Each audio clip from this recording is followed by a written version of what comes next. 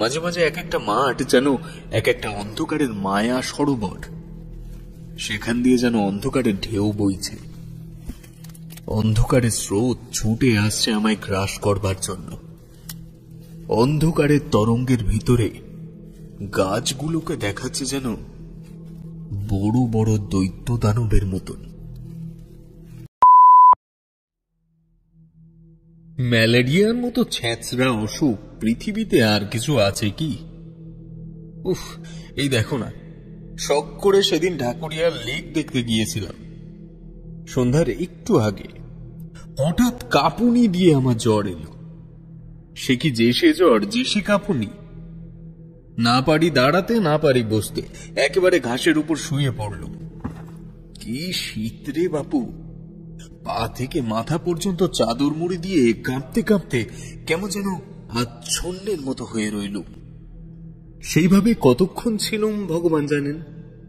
তবে একবার চাদরের ভিতর থেকে জুলজুল করে চোখ মেলে উকি মেরে দেখলুম চারিদিকে গাঢ় অন্ধকারের মেলা বসেছে।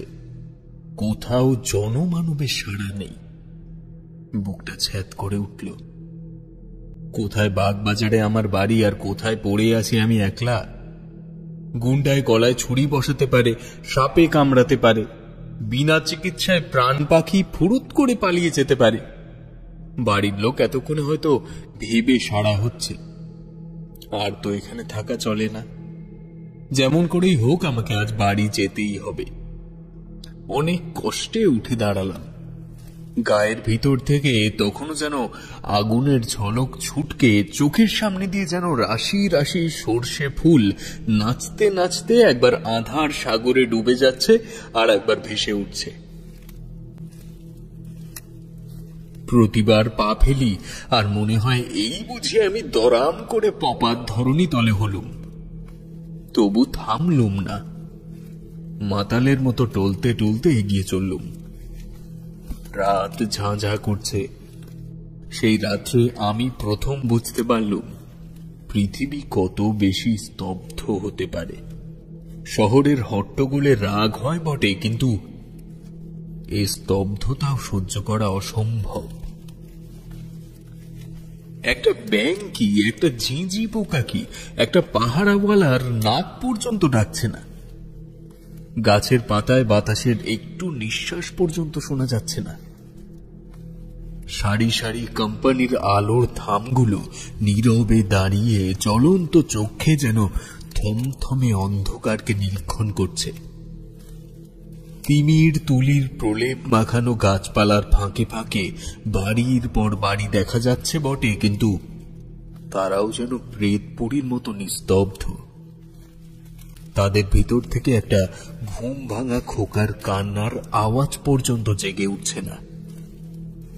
কে যেন আজ নিদুটির মন্ত্র পড়ে সমস্ত জগৎকে বোবা করে দিয়ে গেছে।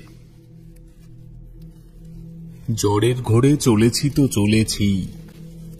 এই নিঃশব্দ পল্লী ছেড়ে শহরের শব্দের রাজ্যে গিয়ে পড়বার জন্য প্রাণ যেন আইঢাই করতে লাগলো।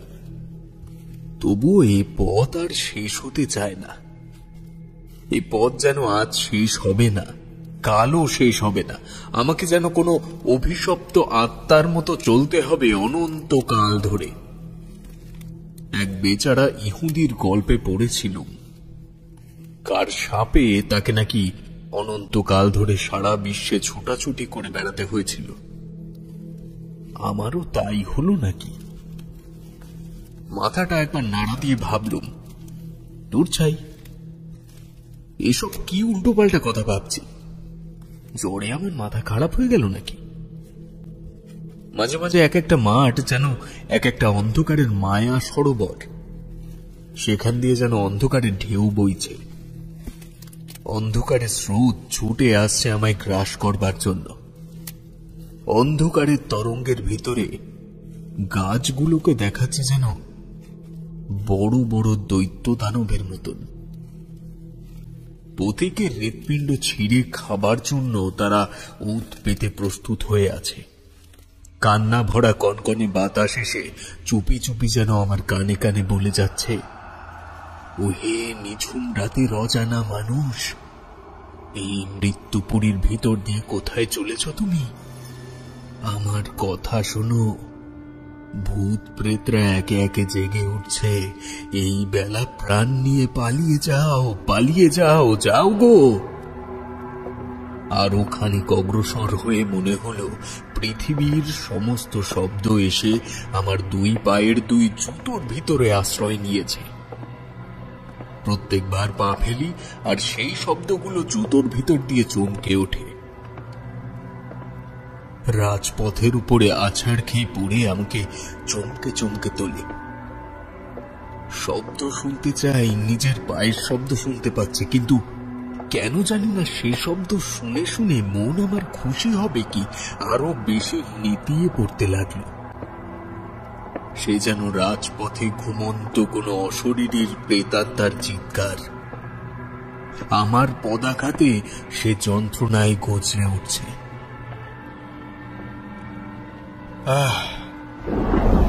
এতক্ষণ পরে রসা রোডের মোড়ে এসে পড়লুম। অস্বস্তির নিঃশ্বাস ফেলে ট্রামওয়ের একটা লোহার থামে ঠেসান দিয়ে দাঁড়িয়ে খানিকক্ষণ জিরিয়ে নিলুম। এখানটাও তেমনি নির্জন, তেমনি নিস্তব্ধ হলেও আমার মন যেন অনেকটা আরাম পেল। এই তো ট্রামের রাস্তা, এই পথ ধরে সিধে গেলেই যত মাইল দূরেই থাক আমাদের পাড়া বাগবাজার পাওয়া যাবেই যাবে। খানিক দূর এগুতে পারলেই লোকজনেরও সাড়া পাবো নিশ্চয়ই। আর ট্রাম ও বাস বন্ধ হলেও ট্যাক্সি মেলাও তো অসম্ভব নয়। তখন জ্বরে আমার চোখ ছলছল করছে, কান করছে ভৌ ভৌ, আর মাথা ঘুরছে বনবন করে। বারবার ইচ্ছে হতে লাগলো পথের উপরে লম্বা হয়ে শুয়ে পড়বার জন্য। কেবল বাপ মায়ের বিষণ্ণ মুখের কথা ভেবেই মনের সেই ইচ্ছে দমন করলুম অনেক কষ্টে। নিজে নিজেই বললুম, মন তুমি শান্ত হও, এই পথের শেষেই আছে তোমার বাড়ি, তোমার আত্মীয় স্বজন, তোমার নরম তুলতুলে বিছানা। কোন রকমের চক্ষু মুদে এই পথটুকু পার হতে পারলেই ব্যাস, সকল কষ্ট সকল ভাবনার অবসান। হঠাৎ দূর থেকে একটা শব্দ জেগে উঠে চারিদিকে নিস্তব্ধতার মুখে যেন ভাষা দিল। ঘর ঘর ঘর ঘর করে একটা বাজ ডাকার মতন শব্দ আমার দিকে এগিয়ে আসছে। তারপরে শুনলুম ভেপুর আওয়াজ, ভোঁ ভোঁ ভোঁ ভোঁ করে। ট্যাক্সি না বাস? আনন্দে চাঙ্গা আর সোজা হয়ে দাঁড়িয়ে পথের দিকে তাকিয়ে রইলুম। তারপরেই দেখা গেল নিচে দুটো আর উপরে একটা আলো। তিনটে আলো দেখেই বুঝলুম ট্যাক্সি নয়, বাস আসছে। তাহলে জ্বরের ধমকে আমি ভুল বুঝেছিলাম। বাস যখন চলছে তখন রাত খুব বেশি হয়নি। কিন্তু আশ্চর্য, এরই মধ্যে অঞ্চলটা এমন ভয়ানক নিস্তব্ধ হয়ে পড়ে। বাবা, আমার কলকাতার গোলমাল বেঁচে থাক, এই অঞ্চলে আবার ভদ্রলোক বাস করে। কিন্তু বাসের আলো এত বেশি জ্বলছে কেন? সামনের সারা পথে সে যেন আগুনের ঢেউ বইয়ে ছুটে আসছে। আর এই নিরালা পথে অত জোরে ভোঁপ ভোঁপ আওয়াজ বাজানোর বা দরকার কি? এই অঞ্চলের সন্ধ্যের পরেই ঘুম কাতুরে লোকগুলোর কানে যে তালা ধরে যাবে। ঊর্ধ্বশ্বাসে ছুটতে ছুটতে ধুলোয় ধুলোয় পথ অন্ধকার করে একখানা রাঙা টকটকে মস্ত বড় বাস আমার কাছে এসে হঠাৎ দাঁড়িয়ে পড়ল, এবং সঙ্গে সঙ্গে একজন তীব্র তীক্ষ্ণ স্বরে চেঁচিয়ে উঠল, এই ধর্মতলা, ধর্মতলা, ওয়েস্ট শ্যামবাজার। আমি তাড়াতাড়ি বাসে উঠে একখানা গদি মোড়া আসনের উপরে গিয়ে ধূপ করে বসে পড়ল। হোক শ্যামবাজারের বাস, এই স্তব্ধ মোড়ার মুল্লুক থেকে এখন তো সরে পড়ি। শ্যামবাজার থেকে বাগবাজার পায়ে হেঁটে যেতে এমন বেশি দেরি লাগবে না। কিন্তু কেন জানি না বাসের ভিতরে ঢুকেই আমার বোধ হলো আমি যেন এক জগৎ ছেড়ে আর এক অচেনা জগতের ভিতরে প্রবেশ করলুম। বাস ছুটেছে, তার ভেপু বাজছে, এত বেগে বাস ছুটছে, তার জানলাগুলো সব খোলা রয়েছে, অথচ বাহির থেকে বাতাসের একটুখানি ঝলক পর্যন্ত আমার গায়ে লাগছে না। ভারী অবাক হয়ে গেলুম। আমার জ্বর কি এত বেশি উঠেছে যে দেহের অনুভব করার ক্ষমতাটুকু আর নেই? পথ তেমনই নির্জন আর নিঃসার, কিন্তু বাতাসও কি আজ ঘুমিয়ে পড়েছে? আমার খালি মনে হতে লাগলো দম বন্ধ হয়ে সারা পৃথিবী আজ মারা পড়েছে। তার কোথাও আর জীবনের লক্ষণ নেই। বেঁচে আছি খালি আমি আর এই বাসের ড্রাইভার আর কন্ডাক্টর। আমরা তিনজন ছাড়া বাসের ভিতরেও কোনো আরোহী ছিল না, থাকবেই বা কেন? এত রাতে কার ঘাড়ে ভূত চাপবে যে বাস চড়ে বেড়াতে বেরোবে? বাসে ভেপু বাজছে আর বাজছে আর বাজছেই, কান যে ঝালাফালা হয়ে গেল। কন্ডাক্টরের দিকে বিরক্ত স্বরে বললুম, উফ, ড্রাইভারকে বারণ করে দাও, পথে লোকও নেই গাড়িও নেই, তবুও তো হর্ন বাজছে কেন? লোকটা শিক্ষিত, মস্ত বড় লম্বা দেহ, মস্ত বড় দাড়ি। সে কালা আর বোবার মতো আমার পানে তাকিয়ে রইল। আবার বললুম, শুনছো, আরে হর্ন দিতে বারণ করো। সে তবু জবাব দিলে না, ড্রাইভারকে হর্ন থামাতেও বললে না। লোকটা সত্যি সত্যি কালা ও বোবা নাকি? কিন্তু না, তাই বা হবে কি করে? এই খানিক আগেই তো সে ধর্মতলা, ওয়েলসি, শ্যামবাজার বলে চেঁচিয়ে পাড়া মাত করছিল। সে বোধহয় আমার কথার জবাব দিতে চায় না। এরা কি ভেবেছে এদের ভেপুর আওয়াজে সারা শহরের ঘুম ভেঙে যাবে, আর তাহলেই সবাই বিছানা থেকে লাফিয়ে পড়ে এসে বাসের প্যাসেঞ্জার হয়ে বসবে? কিন্তু শহর জাগবার কোনো লক্ষণ প্রকাশ করলে না। পথের আশেপাশে নেড়ি কুকুরগুলো আরাম করে কুণ্ডুলি পাকিয়ে শুয়ে ঘুমোচ্ছিল, কিন্তু এই বাসের সাড়া পেয়েই তারা তাড়াতাড়ি উঠে ল্যাচ পেটের তলায় ঢুকিয়ে ছুটে পালাতে লাগলো, মহা ভয়ে কেউ কেউ করে কাঁদতে কাঁদতে। আজকে বাইরের জীবে সাড়া পাওয়া যাচ্ছে কেবল ওই কুকুরগুলোর কাছ থেকে, কিন্তু তারাও দেখা দিয়েই অদৃশ্য হচ্ছে। কুকুরগুলো কেন আমাদের বাস দিকে পালাচ্ছে? মনের ভিতর কেবল এই প্রশ্নই জাগতে লাগলো, কেন কেন কেন? কন্ডাক্টর কেন আমার কথা জবাব দিচ্ছে না? ড্রাইভার কেন ক্রমাগত ভেপু বাজাচ্ছে? কন্ডাক্টরের দিকে ফিরে বলল, তোমার ভাড়ার পয়সা নাও। সে মস্ত একখানা কালো হাত বাড়ালে। ভাড়া দিয়ে টিকিট নেবার সময় আমার হাতে তার হাতে ছোঁয়া লাগলো। অমনি মনে হলো ওকে যেন একখানা তীক্ষ্ণ বরফের ছুরি দিয়ে আমার হাতে খ্যাঁচ করে খোঁচা মারল। জ্যান্ত মানুষের হাত এমন ঠান্ডা কনকনে হয়? আশ্চর্য হয়ে তার মুখের দিকে তাকালো। তার লম্বা চুল আর দাড়ি কোফের জঙ্গলে ভরা মুখখানা বাঁশি মরার মুখের মতো স্থির। তার চোখের পলক পড়ছে না, তার চোখ যেন পাথরে করা। আমার বুকটা গুড়গুড় করতে লাগলো। আজকের শহরের এই নির্জনতা, পৃথিবীর এই নিস্তব্ধতা, বাতাসের এই অভাব, ভাড়াটে বাসের এই ভেপুর আওয়াজ, কন্ডাক্টরের এই উদাসীন মূর্তি, সমস্তই যেন রহস্যময়, সমস্তই যেন অস্বাভাবিক। কখনোই আজ বাড়ির বাইরে পা দিয়েছি। যতবার ফিরে তাকাই ততবারই কন্ডাক্টরের সেই মরার মতো স্থির মুখ আর পলখাড়া পাথরের দৃষ্টি চোখে পড়ে। কেমন একটা অমানসিক ভাবে আমার মনটা ছেয়ে গেল। আর সহ্য করতে পারলাম না। সামনের বেঞ্চের উপরে দুই হাতের ভিতরে মাথা রেখে চোখ মুদে আমি চুপ করে বসে রইলুম। ভাবলুম শ্যামবাজারে পৌঁছবার আগে আর মাথা তুলে যাইব না। কিন্তু মাথা তুলতে হলো, আবার চোখ খুলতেও হলো। আধ ঘন্টার বেশি সময় কেটে গেল, গাড়িও না থামে ক্রমাগত ছুটছে, তবু এখনো শ্যামবাজার এলো না কেন? মুখ তুলে জানলা দিয়ে মুখ বাড়িয়ে আমার আর বিস্ময়ের সীমা রইল না। শ্যামবাজার তো অনেক দূরের কথা। গাড়ি এখনো ভবানীপুরেই আসেনি, অথচ গাড়ি এত বেগে ছুটছে যে পথের দুপাশের বাড়িগুলো তীরের মতো পিছনে সরে সরে যাচ্ছে। এও কি সম্ভব? হতভম্বের মতো মুখ ফিরিয়ে দেখি গাড়ির ভিতরে 10-12 জন লোক বসে রয়েছে। নিজের চোখেও আমি বিশ্বাস করতে পারলুম না। আমি হলপ করে বলতে পারি এতক্ষণের ভেতরে গাড়ি একবারও থামেনি। তবু কোত্থেকে এরা এলো? কখন এরা গাড়িতে উঠল? একে একে সকলকার মুখের পানি তাকিয়ে দেখলুম সব মুখে মরার মতন স্থির নির্বিকার। সব চোখের পাথুরে দৃষ্টি আড়ষ্ট হয়ে আছে। কে যেন শ্মশান থেকে কয়েকটা মৃতদেহ তুলে নিয়ে এসে বেঞ্চের উপর সারি সারি বসিয়ে দিয়ে গেছে।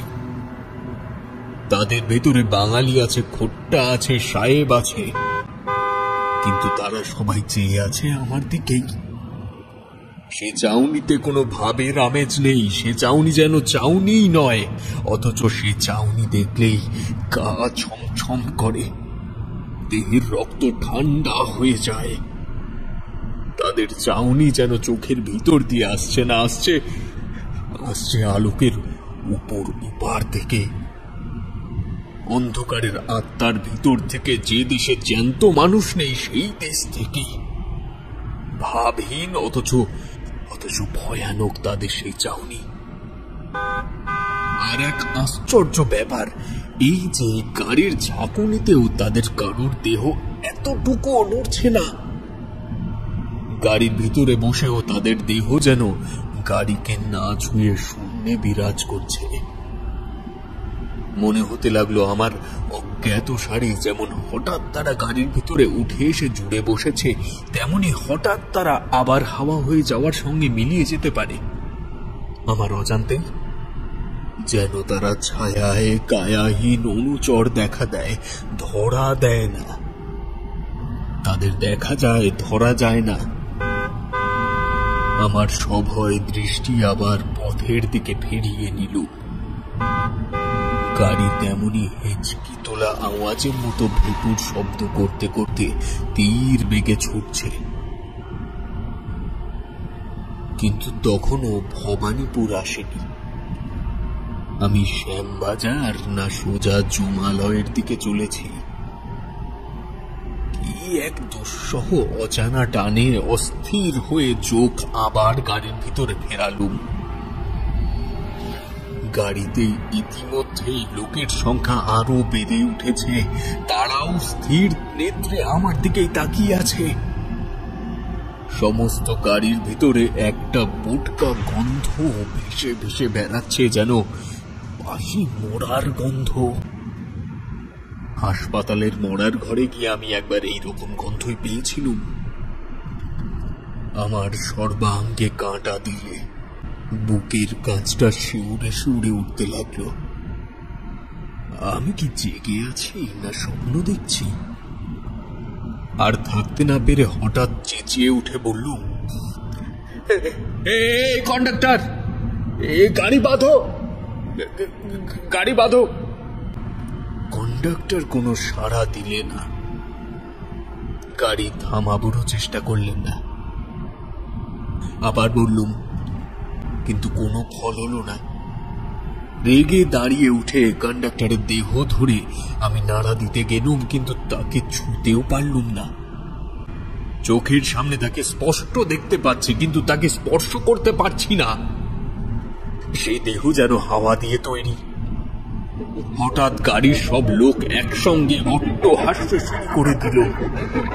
সে অদ্ভুত বিভৎস হাসি আসছে যেন অনেক দূর থেকে, অনেক আকাশ বাতাস ভেদ করে, অনেক সমুদ্র প্রান্তর পার হয়ে, অনেক নরক অন্ধকারের দূর দিয়ে।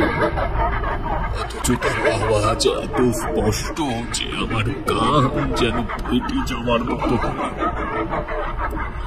আমি পাগলের মতো চিৎকার করে বললুম, গাড়ি থামাও, জলদি গাড়ি থামাও, ড্রাইভার। গাড়ি থামানো ঘন্টার দড়ি ধরে আমি ঘন ঘন নাড়তে লাগলাম। ড্রাইভার এতক্ষণ পরে আমার দিকে মুখ ফেরালো। সে মুখে এক তিলো মাংস নেই। সে মুখ সাদা ধবধবে হাড়ের মুখ, নাক চোখের জায়গায় তিন তিনটে গর্ত, দু ঠোঁটের জায়গায় দুই সারি দাঁত বেরিয়ে আছে। এতক্ষণ তবে এই পোশাক পরা কঙ্কালটাই গাড়ি চালিয়ে আসছে। গাড়ির ভেতরে অট্ট হাসির আওয়াজ আরো বেড়ে উঠল। আর সইতে পারলাম না সেই ভীষণ অট্ট হাসি শুনতে শুনতে আমি একেবারে অজ্ঞান হয়ে গেল।